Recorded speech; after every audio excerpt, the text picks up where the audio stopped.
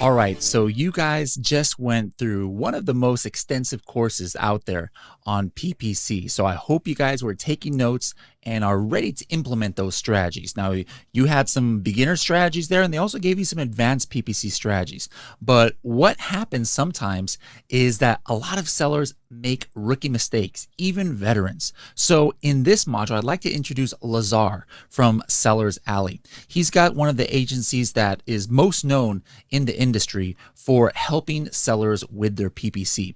And here in this module, he's going to give you guys 10 common PPC mistakes. All right. So I want you guys to take note of this, and hopefully you won't make any of these 10 mistakes. Lazar, take it away. Hello, Freedom Ticket students. My name is Lazar, and I'm the owner of Seller Sally PPC agency dedicated to Amazon PPC. Today, I'll be talking about 10 most common mistakes sellers make while using PPC. So we do a lot of audits for our potential clients, and there is a whole bunch of things that are just repeating from one seller to another. As new features come out on Amazon, we see some differences and some changes over time, but most of the time, some of the things just repeat from time to time. And it's not only for the beginners, but also for advanced sellers. And they're pretty simple to fix and pretty easy to go through and like to improve your overall performance on PPC just by making just small tweaks in your campaigns. So one of the things that I wanted to talk about today is bad account structuring.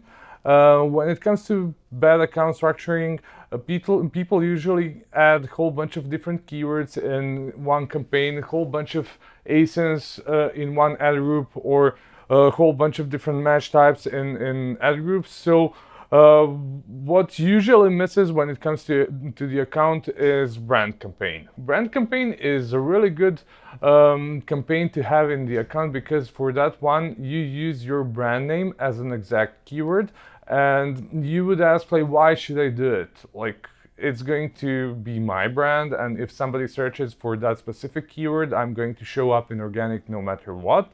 But the thing is, like, if others are going to advertise for your brand, they're going to show up instead of you. So you want to protect your brand. And also, when you're a small seller and you just started selling on Amazon, why do you want to have it? You're obviously not going to spend money on those campaigns, but if you have your brand keywords covered in exact form, you're going to be able to see the growth of your brand over time. So if you start selling on Amazon and create those campaigns, over time you'll see the increase in spend and increase in sales. Don't need to worry about the spend and the sales there, because over the time, as the spend grows, your sales are going to grow as well, and all of them are going to be profitable, because you are that brand, and people that are searching for those keywords are searching basically for you, and it's going to be super cheap for you to advertise for them. And if somebody else is going to advertise for them, it's going to affect their CPC, and it's going to be super expensive for them comparing to you. Other thing that is missed in campaign structure is basically top generic terms campaign. That type of campaign is a campaign that has all the keywords that are highly relevant to the product that you're selling. So not your brand, not other brands, but that specific terminology that is connected to your products. The other campaign is problem solver campaign. Most of the time, when you're not absolutely sure that your product is going to solve somebody's problem. For example, if you're selling markers and they're used for a blackboard or like whiteboard or stuff like that, when you go to your reviews, you can see that people are using it to fix the furniture for scratches and that kind of stuff. So those are pretty specific terms that you can miss over time. So keep in mind to double check those search terms over time and to add them to your specific dedicated campaigns for those search terms, so you can grab some basically more or less free sales using those keywords.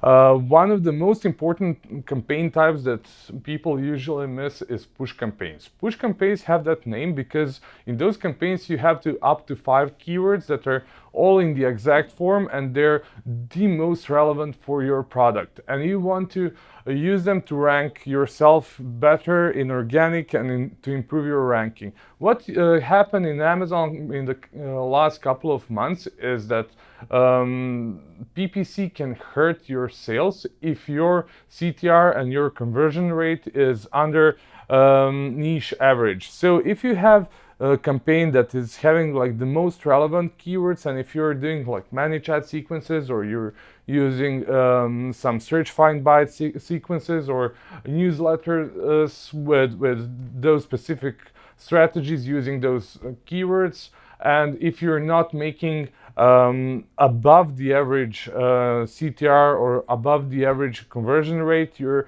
probably going to affect your PPC in a negative way, and your organic ranking for those keywords in the organic way. So that's more or less about bad structuring of the account. The other stuff that I wanted to talk about is dynamic bidding. That is gone wild. One of the things that you can do there is basically do bidding by placement. And one of the most important reports that you can do in your Amazon account is bidding by placement report. What you want to do there is basically filter out all of the ASINs, filter out all of the campaigns, check all of the placements, do some pivot tables, and switch places for positions per campaign or the account, and you can see for each position how good you're ranked for. You can check if you're making the most of sales on the top of the Amazon page, or maybe in other placements or on product listing pages.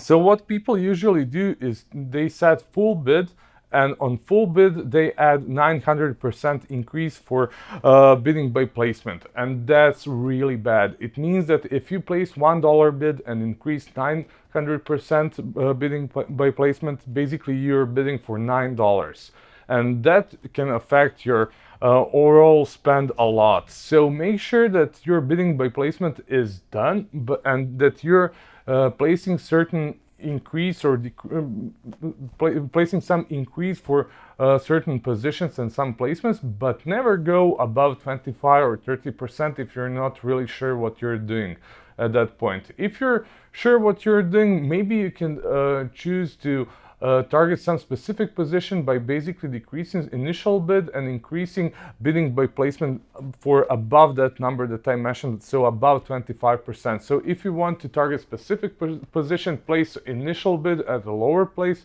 and then increase bidding by placement adjustment to 500, 900%, and so on. The other thing that I want to mention is not having ASIN targeting campaigns or having category targeting campaigns without any refining. So what you want to do there is basically do ASIN targeting report and to check for which ASINs are you converting, which ASIN was purchased after somebody clicked on your ASIN, and create specific dedicated campaigns for it. And don't place a huge amount of ASINs in one ad group. What you want to do is to have up to 30 ASINs in one ad group. That's one of the things that you can do. You can create specific ad group inside of that campaign and target ASINs that are showing on the first page. That's important in situations when you have a lot of competitors, when the keywords are too expensive to advertise for. So what you want to do there is basically target those specific ASINs instead of targeting those specific keywords. So that means that you're going to steal your sales from your competitors by targeting their ASINs.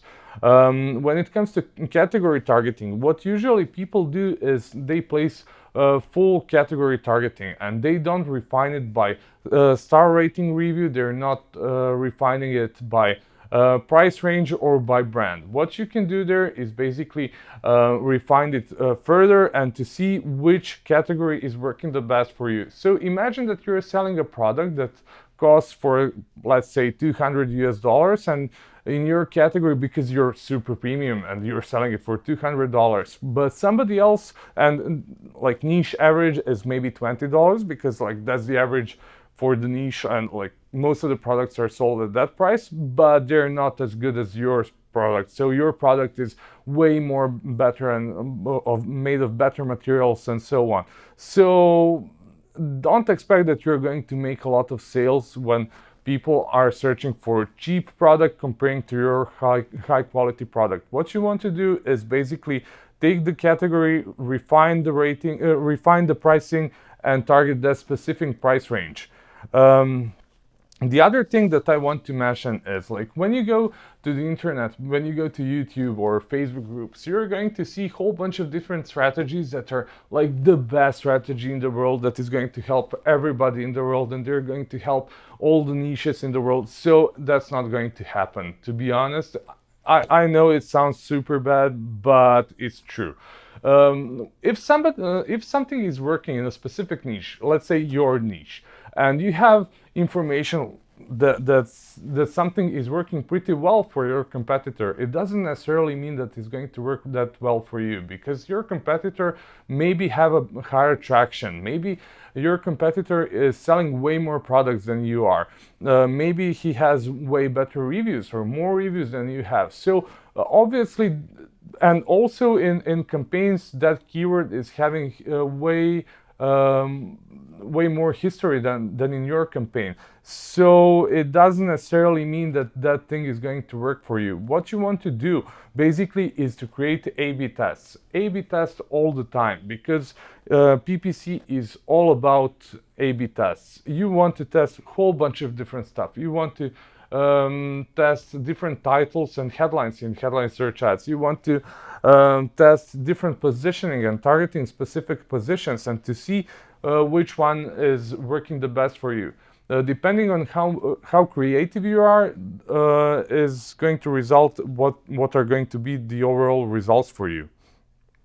One of the things that I mentioned is targeting ASINs and your competitor ASINs. What people usually forget to do is to target their own ASINs.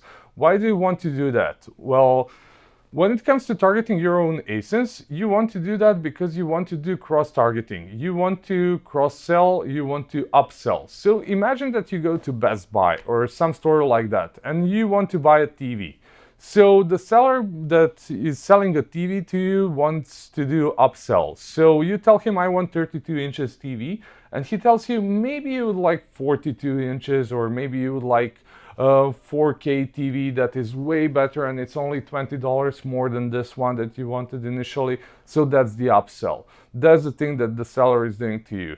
Or the other thing that you want to do is basically like, I'm really sure that I want to buy this TV, and the seller is like, okay, this is the TV that you want to buy, but have you considered to buy maybe HDMI cable, or maybe you would like the sound bar?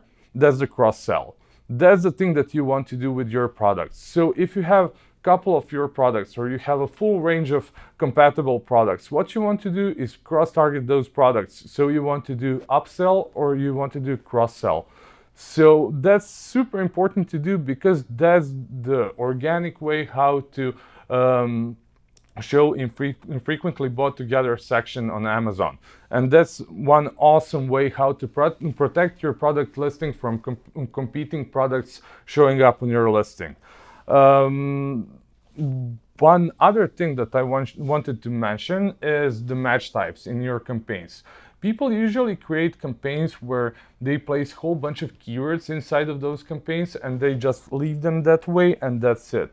Why you don't want to do that? You don't want to have all of the match types in the same ad group and in the same campaign, and that's mostly because when you have all of the free match types in the same campaign, when you go to search term report, you're going to see some irrelevant search terms, or maybe some highly relevant search terms, but with not being profitable. So you want to take them out. For irrelevant ones, it's super easy. You just negate them, and that's it. Your campaign is not going to spend any money on those search terms anymore. But when it comes to the relevant ones, maybe you have those keywords in your campaign, and you don't want to trigger any more of those search terms in your campaign. So you add them as a negative, and that way you block your exact search term.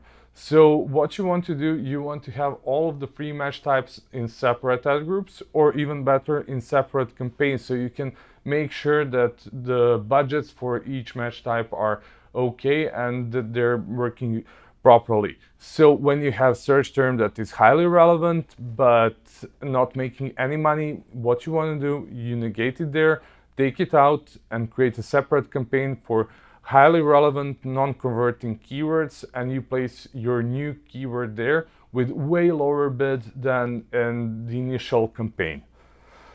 The other thing that I wanted to mention is too many keywords per one ad group. One of the most common things that happen is to have hundreds of keywords in one ad group. What usually happens when you have 5, 6, or 700 keywords in one ad group, you end up with like 10 to 30% of them working, and the rest of them are just staying there. Nothing happens. So there's no traction, nothing, literally no impressions, nothing. So what you want to do, and even though they're relevant, nothing is happening there. So what you want to do is take them out, pause them in current campaigns, create new campaigns, and add up to 30 or 50 keywords per campaign, and you'll see the huge difference that is happening in those campaigns by having those new keywords starting to work and making some progress. One of the new things that is happening in Amazon is sponsored display remarketing campaigns. That's a really cool feature. So when it comes to that, it's basically Amazon tracking your customers, seeing who visited your product listing page, and searching for them off Amazon, and displaying your ads outside of Amazon. So what you want to do there is to create sponsored display remarketing campaigns and do some remarketing on your customers. Unfortunately, you don't have many options how to optimize those campaigns. One of the main ways how to optimize those campaigns is basically do bidding. So make sure when you create those campaigns to have some basic bid, not too high, and to start advertising that way. If you don't see any traction, then increase the bids. If you see really bad ACoS, decrease your bids just a bit, and you're going to hit sweet spot at some point. One other thing that I wanted to mention, it's up and running for maybe a year, maybe a bit more in the past, and it's portfolios. Portfolios are super important for account structure, because in portfolios you can place certain campaigns, you can branch out in different ways. You can literally place one portfolio per ASIN and place a whole bunch of different campaigns in one portfolio. So if you're not really sure how much money you should spend on each ASIN separately, or what's the performance of each ASIN in group of campaigns, this is the way how to fix it. So basically place all of the campaigns that are relevant or grouped in one logical group, to place them together in one portfolio so you can monitor them. Because just like you can place daily budget on the account level, you can do the same thing at portfolio level. So you can block overspending on some certain portfolio. And the last thing that I wanted to mention is neglecting negative keywords. Negative keywords are super important in your account, because by placing negative keywords, you're basically narrowing down the search funnel, and you're not overspending for something that is irrelevant to you. So make sure that you have negative keywords in exact form, especially in phrase and broad match type ad groups. When it comes to exact form ad groups, there is no point in adding negative keywords there, because exact keywords are triggered only by that specific term in search query. So guys, basically that's it for today, and it was a pleasure talking about PPC with you.